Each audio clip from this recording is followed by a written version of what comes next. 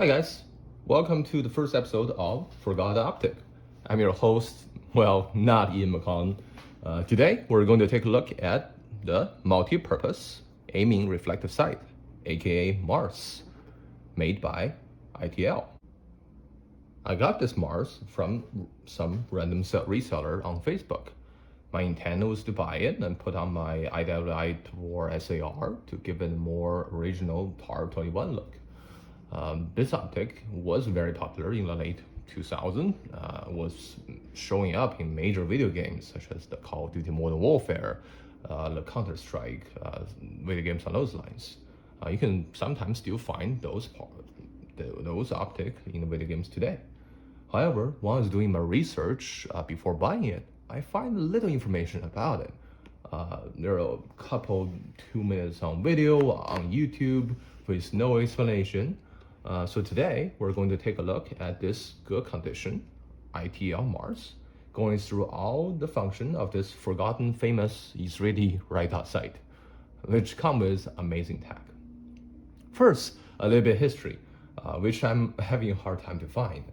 From what I know, these optics were designed by ITL in Israel, specifically for the TAR-21 rifle. Hence, you can see the pressure pad of the optic will fit into the handguard of the Tavor rifle. During Iraq War, the US military bought about 7,000 of them. So you can see a bunch of the picture of them being used by US Marine on their M16A4 and their machine guns.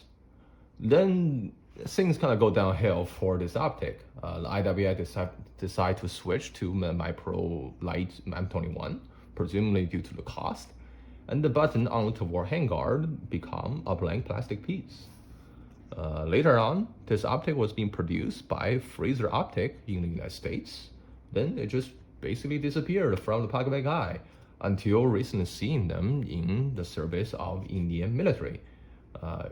Hearing more information that it was being licensed to India and renamed as Raptor sight.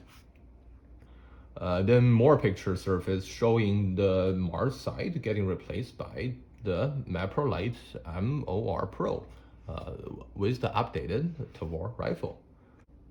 Without further ado, let's take a look at what is in the box.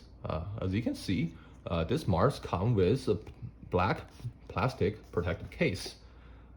In it, you can find the MARS itself, an elastic strap, and the user manual.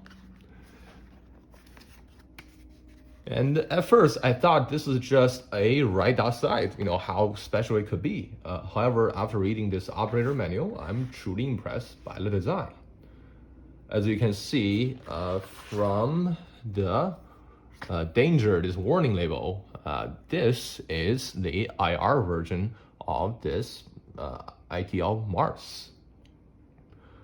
This MARS optic also have a variant with visible laser.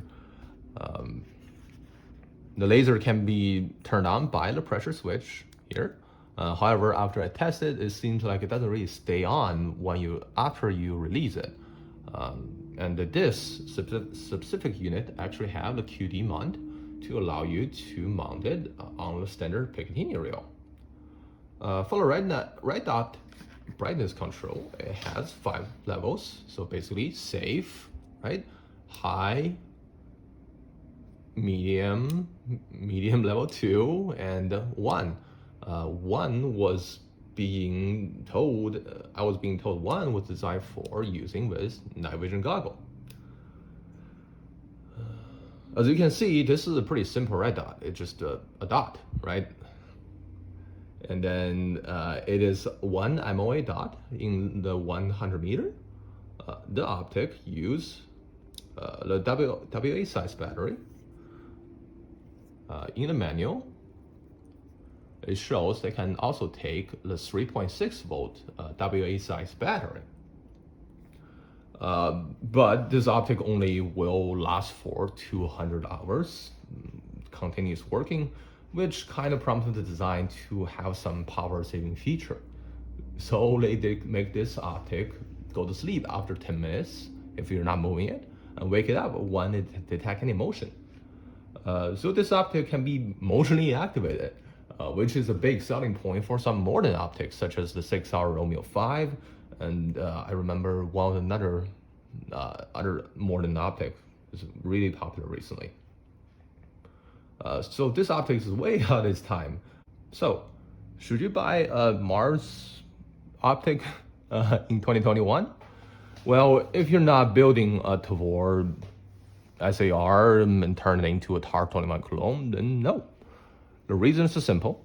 They have really short battery life and tall optic height and no customer support.